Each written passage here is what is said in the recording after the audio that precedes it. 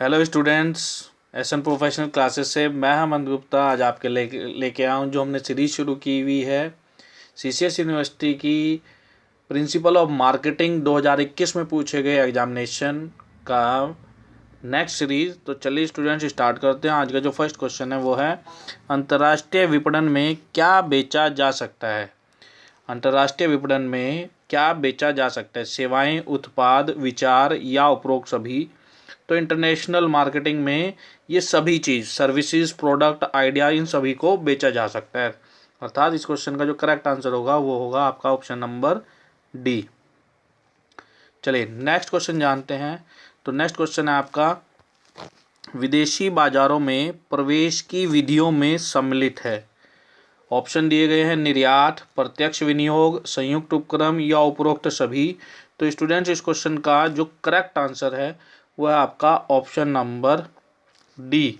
क्या कि विदेशी बाजारों में प्रवेश की विधियों में शामिल होगा, निर्यात भी होगा, डायरेक्ट इन्वेस्टमेंट भी होगा, जॉइंट वेंचर भी होगा। अर्थात ये सभी विधियां विदेशी बाजारों में प्रवेश के रूप में शामिल की जाती हैं।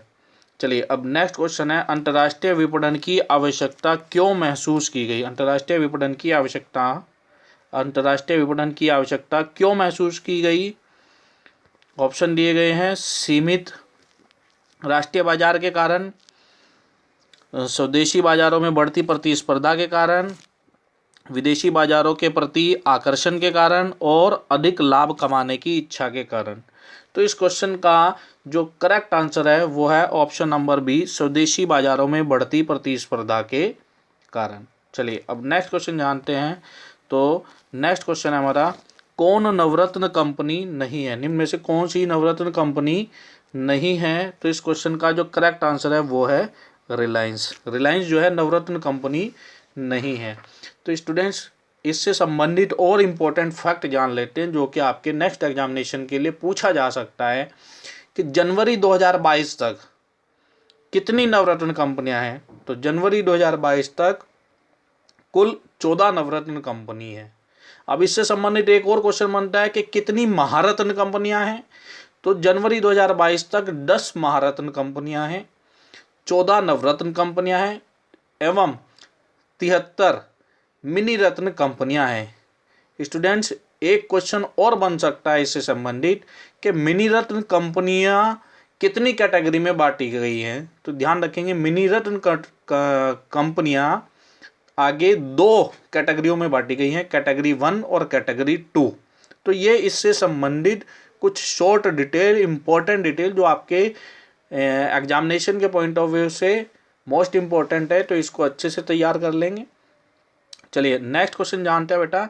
नेक्स्ट क्वेश्चन है, कौन बहुराष्ट्रीय कंपनी नहीं है। बहुराष्ट्रीय कंपनी यानी कि मल्टीनेशनल कॉरपोरेशन नहीं है, एमएनसी कंपनी नहीं है। तो ध्यान रखेंगे बेटा, आईबीएम एक एमएनसी कंपनी है, नेस्ले आईबीएम सोनी ये मल्टीनेशनल कंपनी है, जबकि LIC life insurance corporation of India स्वदेशी कंपनी, एमएनसी कंपनी नहीं है। चलिए अब नेक्स्ट क्वेश्चन के बारे में जानते हैं। तो नेक्स्ट क्वेश्चन है, बड़ा ही इंपॉर्टेंट क्वेश्चन है, विश्व व्यापार संगठन की स्थापना हुई थी। विश्व व्यापार संगठन की स्थापना कब हुई थी? ये 1995 में हुई थी। किसके स्थान पर हुई थी? तो इसने गैट को प्रतिस्थापित किया था, ध्यान रखेंगे।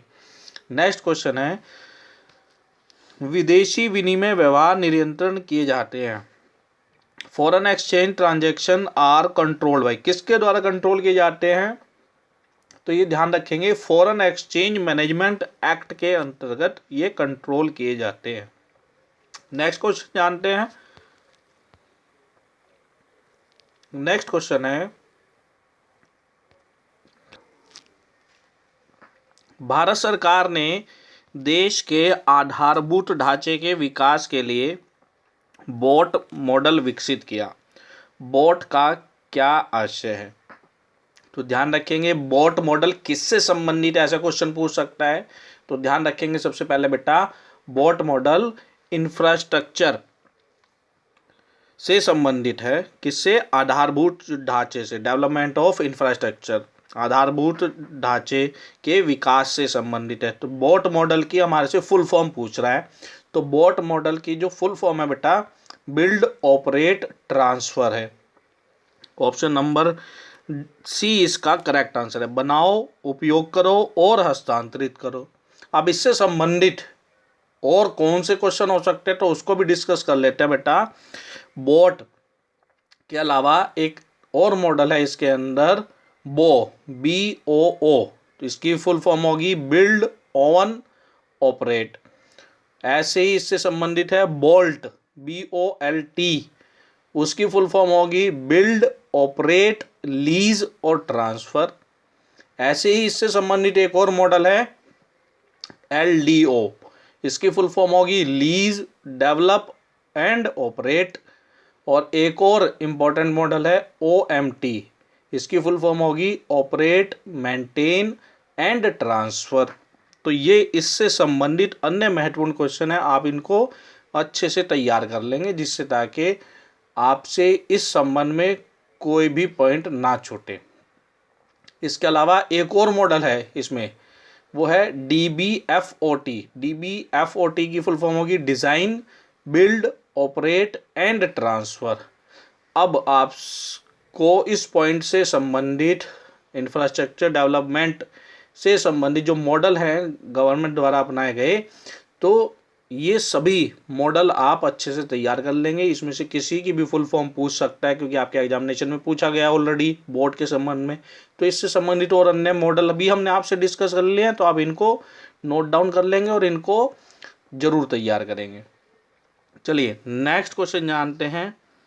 नेक्स्ट क्वेश्चन है हमारा, कौन सा औद्योगिक संघ भारत का नहीं है? एसोचैम, CII, फिक्की या ADB? तो ADB इसका करेक्ट आंसर है, एशियन डेवलपमेंट बैंक। ये भारत का संघ नहीं है, जबकि फिक्की, CII और एसोचैम ये भारतीय संघ है। अब आपके लिए इंपॉर्टेंट क्वेश्चन है बेटा, आज के लिए होमवर्क रहने वाला है कि आपने कमेंट बॉक्स में कमेंट करके बताना है इन सभी के, एसोचैम, CII और फिक्की का मुख्यालय कहाँ पर है। चलिए नेक्स्ट क्वेश्चन जानते हैं। नेक्स्ट क्वेश्चन है, फ्रेंचाइजिंग को क्या कहा जाता है? फ्रेंचाइजिंग को और अन्य किस नाम से जानते हैं? तो इस क्वेश्चन का बेटा जो करेक्ट आंसर है वो है विशेष विक्रय अधिकार। ऑप्शन नंबर D इसका करेक्ट आंसर है। चलिए नेक्स्ट क्वेश्चन जानते हैं। नेक्स्ट क्वेश्चन है हमारा, EPRG फ्रेमवर्क में एथनोसेंट्रिक शब्द का क्या आशय है? तो बेटा सबसे पहले तो हमारे को EPRG फ्रेमवर्क के सभी लेटर्स के बारे में पता होना चाहिए। तो EPRG फ्रेमवर्क जो है, नाम से ही आपको कंफर्म हो रहा है कि इस फ्रेमवर्क में 4 स्टेजेस हैं। वो 4 स्टेजेस कौन कौन सी है? तो पहला है एथनोसेंट्रिक, फिर दूसरा P का मतलब है पॉलीसेंट्रिक, R का मतलब है रीजियोसेंट्रिक और G का मतलब है जियोसेंट्रिक। जरूरी नहीं है बेटा आपसे हर बार EPRG में E का मतलब पूछे, आपसे PRG के बारे में भी पूछ सकता है, तो आपको ये भी तैयार होने चाहिए। अक्सर इस मॉडल के बारे में आपसे फुल फॉर्म भी पूछ लेता है, तो इसलिए EPRG की फुल फॉर्म ध्यान रखेंगे, एथनोसेंट्रिक, पॉलीसेंट्रिक, रीजियोसेंट्रिक और जियोसेंट्रिक होगा।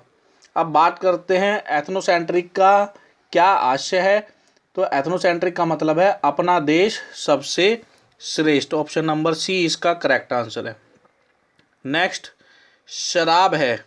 शराब किस प्रकार का उत्पाद है? तो ये ध्यान रखें, शराब जो है इच्छित उत्पाद है। ऑप्शन नंबर B इसका करेक्ट आंसर है। चलिए नेक्स्ट क्वेश्चन जानते हैं बेटा। नेक्स्ट क्वेश्चन है, कौन चालू संपत्ति है? निम्न में से कौन सी चालू संपत्ति है? तो बैंक में रोकड़ करंट एसेट है। चलिए नेक्स्ट क्वेश्चन जानते हैं। जब कोई संस्था अपने सभी उत्पादों के लिए एक ही ब्रांड का उपयोग करती है तो क्या कहलाता है? जब सभी उत्पादों के लिए एक ही ब्रांड का उपयोग करती है तो उसको हम बोलते हैं umbrella brand. Option number A इसका करेक्ट आंसर होगा। नेक्स्ट क्वेश्चन है, कौन ब्रांड नाम है, निम्न में से कौन सा ब्रांड का नाम है। तो ध्यान रखेंगे इसमें वीडियोकॉन एक ब्रांड का नाम है। ऑप्शन नंबर बी इसका करेक्ट आंसर है। तो स्टूडेंट ये थे हमारे आज के मार्केटिंग से संबंधित महत्वपूर्ण क्वेश्चन। वीडियो कैसा लगा कमेंट बॉक्स में कमेंट करके जरूर बताएं और साथ ही साथ इस वीडियो को अपने अन्य मित्रों के साथ जरूर शेयर करें ताकि वो भी इस वीडियो का बेनिफिट ले सके। मिलते हैं अपने नेक्स्ट वीडियो में, तब तक के लिए bye bye student and best of luck for your examinations.